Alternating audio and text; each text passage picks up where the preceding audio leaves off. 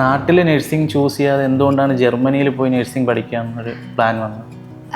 ജർമ്മനിയിൽ കുറച്ചും കൂടെ നല്ല ഓപ്പർച്യൂണിറ്റീസ് കിട്ടും. പിന്നെ നേരത്തെ ഇൻഡിപെൻഡൻ്റ് ആയിട്ട് ജീവിക്കാം. അതുകൊണ്ട് സ്റ്റൈഫൻഡിനെ കുറിച്ചൊക്കെ അറിയാമായിരുന്നു ഇങ്ങനെ ജർമ്മനിയിൽ പഠിച്ചു കഴിഞ്ഞാൽ? മന്ത്ലി സ്റ്റൈഫൻഡും ഒക്കെ ഉള്ളതുകൊണ്ട് കുറച്ചും കൂടെ ബെറ്റർ ഓപ്ഷൻ അതാണ് തോന്നുന്നത്. സ്കൈ ഹോക്കിനെ കുറിച്ച് എങ്ങനെയാണ് അറിഞ്ഞത്?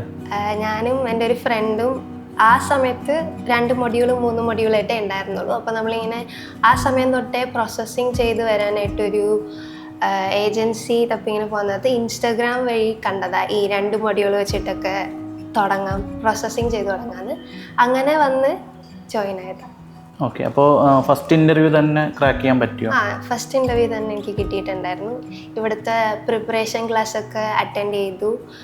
2 വീക്കായിട്ട് ഇവിടുത്തെ പ്രിപ്പറേഷൻ ക്ലാസ്സൊക്കെ അറ്റൻഡ് ചെയ്തിട്ടുണ്ടായിരുന്നു. അവരെല്ലാം എല്ലാ സപ്പോർട്ടും നേരത്തെ ഇൻ്റർവ്യൂവിനുള്ള ക്വസ്റ്റ്യൻസ് ഒക്കെ തന്ന് കുറേ ഹെൽപ്ഫുള്ളായിരുന്നത്. പ്രോസസ്സിങ് ടൈമൊക്കെ എത്രത്തോളം സമയം എടുത്തായിരുന്നു ഇതിൻ്റെ? ഞാൻ ഒക്ടോബർ ഒരു ലാസ്റ്റൊക്കെ ആയപ്പോഴാണ് ജോയിൻ ആയത്. അത് കഴിഞ്ഞ് ഒരു നവംബറൊക്കെ ആയപ്പോൾ എനിക്ക് ഇൻ്റർവ്യൂ തന്നു. ഫസ്റ്റ് ഇൻ്റർവ്യൂ തന്നെ കിട്ടി. ഒരു 2 മന്ത്സിൽ ഉള്ളിൽ എല്ലാം ജോയിൻ ആയിട്ട് 2 മന്ത്സിൽ എനിക്ക് കോൺട്രാക്റ്റും വന്നിട്ടുണ്ടായിരുന്നു. അപ്പോൾ ഈ മാർച്ച് ഇൻടേക്കിലേക്ക് തന്നെ ദേവിയയ്ക്ക് ജർമ്മനിയിലേക്ക് ഫ്ലൈ ചെയ്യാൻ പറ്റും. അപ്പോൾ എന്തായാലും all the best. Thank you.